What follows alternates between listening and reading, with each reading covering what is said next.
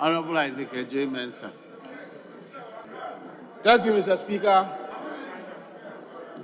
for allowing me to contribute to the ongoing debate on the 2022 budget.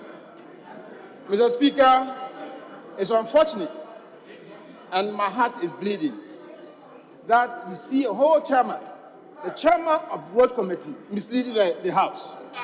So he knows, in the budget, it is reported that the total road network is 78,401. And just last year, when the Minister of Roads gave the press conference, he did indicate that that was the total road network. He is here telling us that the total road network is 80,000. Where did he get his 80,000? Where did you get your 80,000? Please, you know, this is House of Records, and I expect the chairman to be honest with himself. So you know, it is not 80,000. You're saying, what thousand? The road network now stands at 78,401. Check the details and see. Mr. Speaker, it is not a matter of coming here to lie, because it's a House of Records.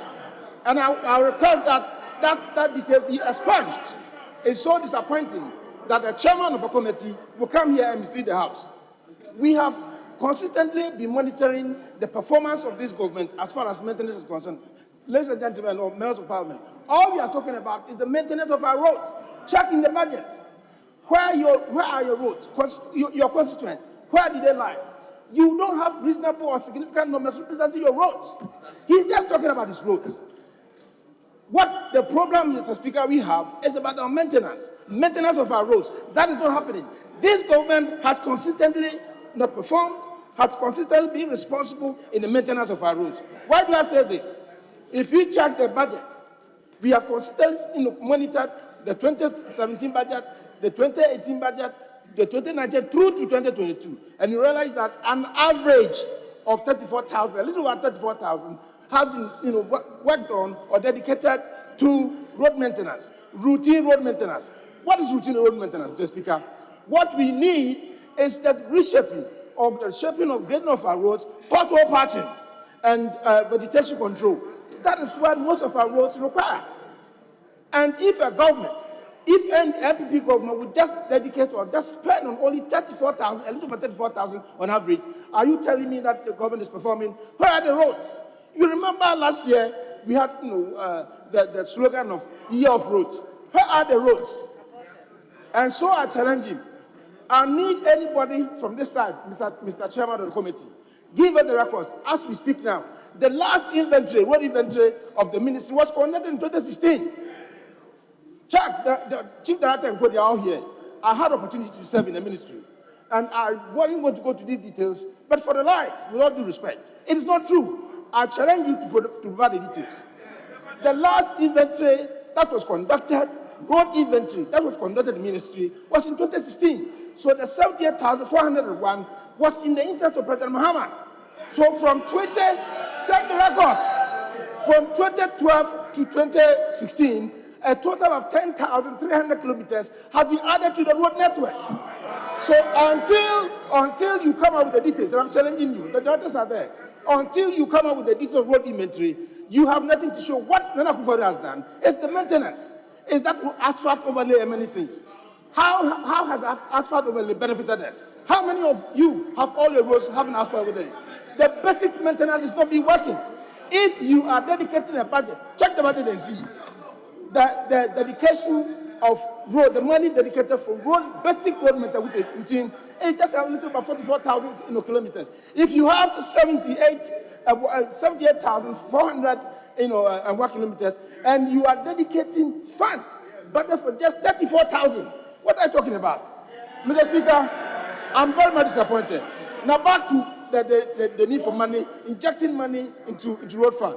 Road fund in 2016, we came to Parliament here and requested that the fuel levy of 4 pesos per 7 pesos be increased to 40 pesos. When we did that, there was enough money in the kitty.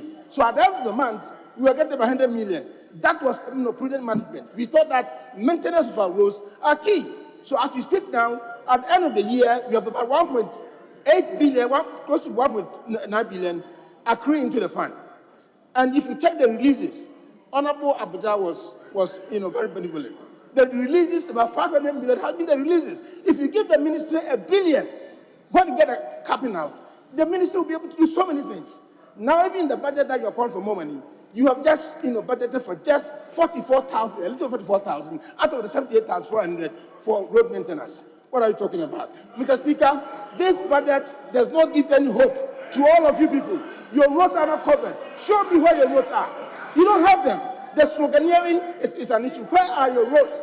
It's just a mere lie. And I'm challenging this side. I'm challenging the chairman to bring details, bring evidence to that effect. What, Mr. Speaker, apart from the maintenance, I think that the issue of our roads, our main issues are maintenance of our roads. My friend or my family in Chimbasa and Co. don't need the asphalt and so. What they need is that just shape the road. Every year, just grade it. This is not happening. Majority of you who are feeder roads, your roads are bad.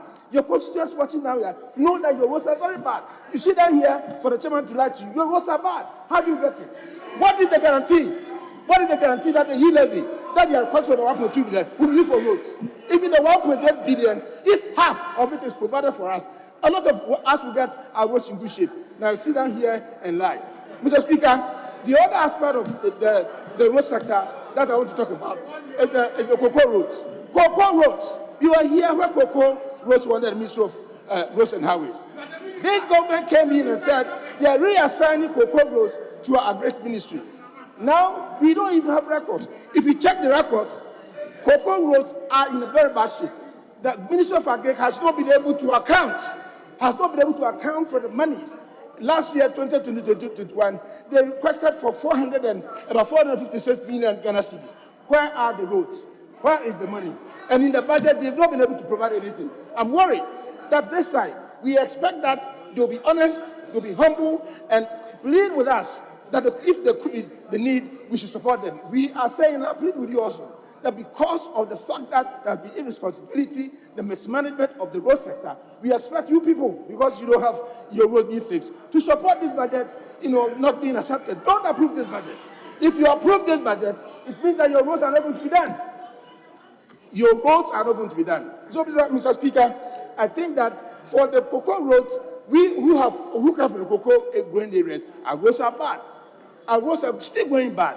And nothing of the sort has been done. We remember, when NPP came to power in 2017, there was they said we were conducting forensic audit. We are not seeing any results. And Mr. Chairman, from this section, we need to know the copy of the forensic audit that was conducted on cocoa roads. Where is it? And at the end of the day, there's been reporting. So, Mr. Speaker, I think that records must be placed with. The other aspect of it that I want to talk about, is the tolling. Can you imagine you have 78 million in your hands that can do so many things? The 78 million a year from the toll that can be used for just the shaping of our rural roads. Shaping of rural roads. Then you throw it away, following yield levy. What is the guarantee that the yield levy you use it for the road preparation? All over the world, all roads are tolled. Now you are talking about the PPP at one hand, and you are talking about the closure of our toll roads. And you see, Mr. Speaker, the worry is that our Abidjan-Lagos corridor is an international highway, and we have about 50% of the road covered in Ghana. Now you close all these toll booths. You go to Nigeria, it is there. You go to Ivory Coast, it is there. What hope are you giving to investors?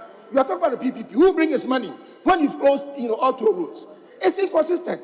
And we think that the government has not the clue. They have no clue. They have no clue. And I think that this is the basis for which you shouldn't support this budget. Because of the fact that you want e-levy for roads. Have you demonstrated that even the little 1.8 billion you have in the road fund, you are capable of doing that? The minister is not releasing that. The Minister of Finance is not releasing the 1.8 billion. Then you are calling for more. What is the guarantee that even when that money is in your hands, you use it for the appropriate thing? So, Mr. Speaker, we are just putting the record straight. My ranking talked about the Sino Hydro project. We talked about Sino since several years back, 3 years. Show us one of the Sino projects that has been completed. Show us.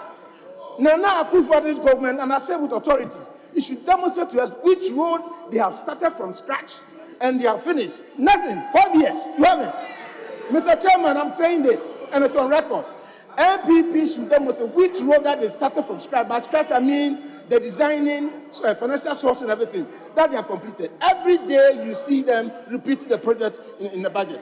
If you Volivo Bridge, that we sought funding from Japan, it continuously be showing in the budget every year. So, Mr. Speaker, we are just worried and want to share records. Because of the fact that this budget does not give us hope. Because of the fact that this budget is not, wind up. we pray and tell you and plead with you that reject the budget.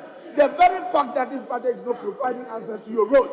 So because of that, this budget must be disallowed, it must be rejected, and it must not find space in the scheme of things because it doesn't give us the hope for our roads and many things. So, Mr. Speaker,